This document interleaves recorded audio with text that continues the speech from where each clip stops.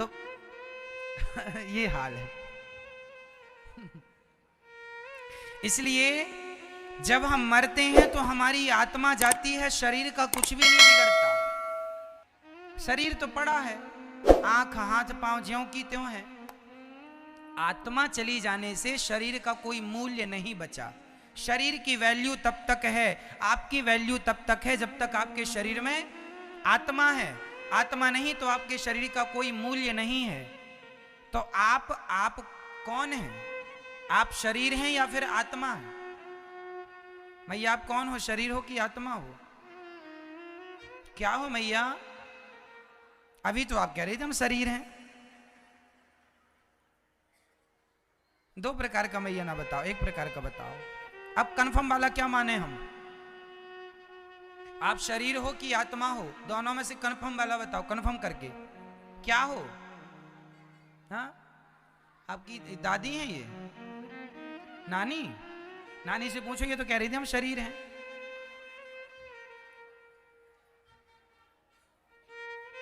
हम आत्मा हैं, शरीर नहीं है।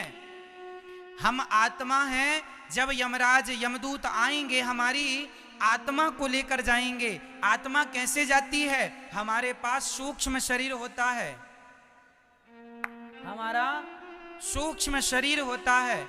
ये शरीर, स्थूल शरीर यहीं पर रह जाता है। हमारा सूक्ष्म शरीर, आत्मा उसमें प्रवेश कर जाती है और आत्मा को लेकर जाते हैं यमदूत। आत्मा किसके साथ जाती है? सूक्ष्म शरीर में प्रवेश करके। आपका सूक्ष्म शरीर कौन सा है? जिस शरीर से आप लोग सपना देखते हैं उस शरीर को सूक्ष्म शरीर कहते हैं। आपने सपना देखा कभी? हाँ या ना मैया? आपने कभी सपना देखा? तो आप जब सपना देख रहे थे तब आपका शरीर बिस्तर पर पड़ा था, लेकिन एक शरीर बिस्तर पर था और एक शरीर से आप सपना देख रहे थे। हाँ या ना? तो दो हो गए कि नहीं? एक जो बिस्तर पर पड़ा था उसे स्थूल शरीर कहते हैं और जो स्वप्न देख रहा था उसे क्या कहते हैं? सूक्ष्म शरीर। तो आत्मा निकलकर सूक्ष्म शरीर में जाती है। सूक्ष्म शरीर मरता नहीं है, ये वाला शरीर मरता, स्थूल वाला। आत्मा सूक्ष्म शरीर में जाती है और यमदूत सूक्ष्म शरीर को पकड़ कर ले जाते हैं और यमदूत यमराज के पास हमारी पेशी करते हैं, खड़ा करते हैं। यमराज हमारा हिसाब कैसे करते हैं? वहां बहुत बड़ी एक टीवी लगी है, उस टीवी पर हमारे जन्म से मृत्यु तक की पूरी पिक्चर चलाते हैं यमराज। आपने जन्म से लेकर मृत्यु तक क्या क्या किया, पुण्य किया, पाप किया, सब दिखता है वहां पर। समझ रहे हो ना मेरी मां?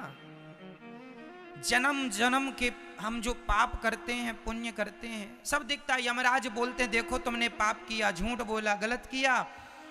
फिर वहां पर यमराज के लोग आते हैं और हिसाब करते हैं। तो आपके पाप को अलग किया जाता है, पुण्य को अलग, और टोटल करने पर आता है कि आपके 5 किलो पाप निकले हैं और 100 ग्राम पुण्य निकले हैं। आपका जब टोटल होगा मैया हिसाब किताब पाप पुण्य का, तो आप बताओ आपके पाप ज्यादा निकलेंगे कि पुण्य?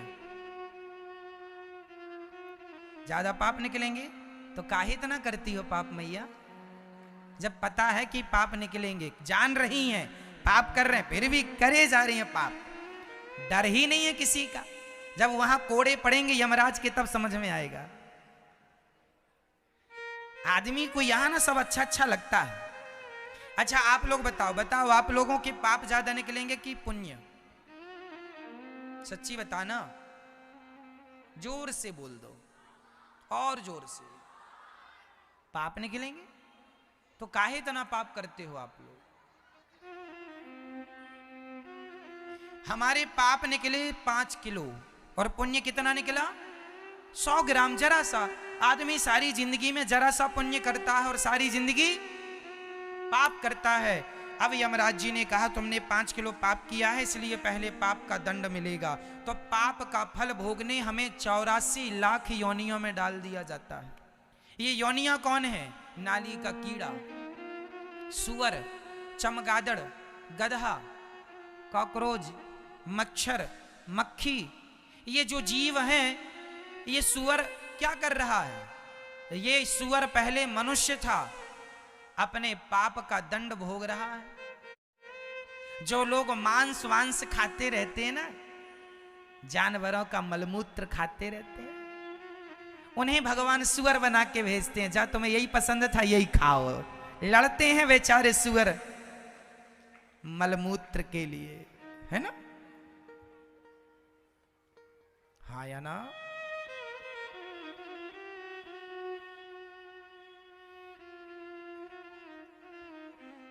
तो जो आदमी मांस वांस खाता है उसे क्या बनना पड़ता है? सुअर। आप लोग खाते हो तो अपने लिए बढ़िया वाली नाली देख के रखना कि हमें यहां आना है, जहां ज्यादा माल वाल मिलता हो वहीं देखना, क्योंकि बेचारे आजकल तो सुअर भी परेशान है। जब से घर घर शौचालय हो गए तब से वो परेशान हो गए।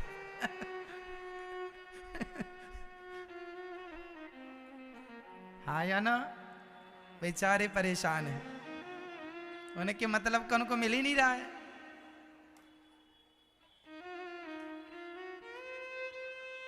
कुल मिला के ये कहा जाए कि ये जो 84 लाख योनियां हैं, ये हमारे ही किए का दंड है, हमारे ही कर्मों का फल है। मांस खाओगे सुअर बनना पड़ेगा, झूठ बोलोगे, बात बात पर निंदा और चुगली करोगे तो तुम्हें चमगादड़ बनना पड़ेगा। चमगादड़ उल्टी लटकी रहती है और मूसी खाती है, और चमगादड़ मलमूत्र भी मूसी करती है। सबसे निकृष्ट योनि 84 लाख योनियों में चमगादड़ की मानी गई है, इसलिए चमगादड़। तो आप लोग ये पाप करते हैं, इसके बदले चींटी, सुअर से लेकर हाथी तक ये योनियां भोगनी पड़ेंगी। और जब आप सारी योनियां भोग कर जाते हैं तो यमराज जी से कहते हैं, महाराज 5 किलो पाप हमने भोग लिया। 5 किलो पाप भोगने के लिए 84 लाख, पहले कुकर बनो, फिर सुअर बनो, फिर ये बनो, फिर वो बनो, सब करके बाद फिर जाओ साफ शुद्ध होके। फिर यमराज जी, फिर सबसे आखिरी योनि कौन सी है? गौ माता की। 84 लाख योनियों में सबसे अंतिम योनि कौन सी है?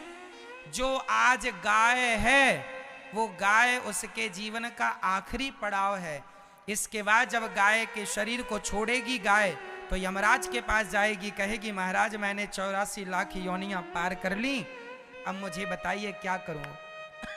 तब यमराज कहेंगे तुम्हारे सारे पाप नष्ट हो गए, अब तुम्हारा 100 ग्राम पुण्य बचा है जो कि तुमने किया था।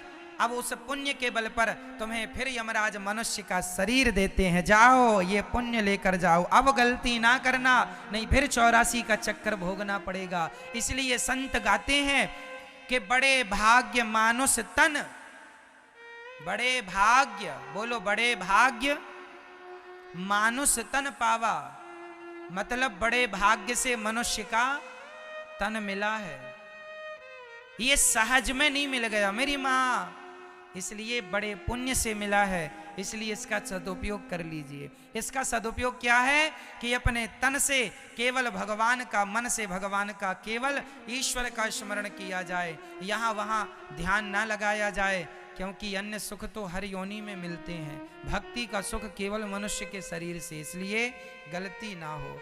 तो ये रहा हमारे मरने के बाद का पूरा सब्जेक्ट जो कि हमने आपको समझाया। तो अब आपको समझ में आया? किस किस को समझ में आ गया? आपको नहीं आया? आया? तो हमारे पुण्य के बल पर हमें क्या मिलता है? हमारे पुण्य के बल पर हमें क्या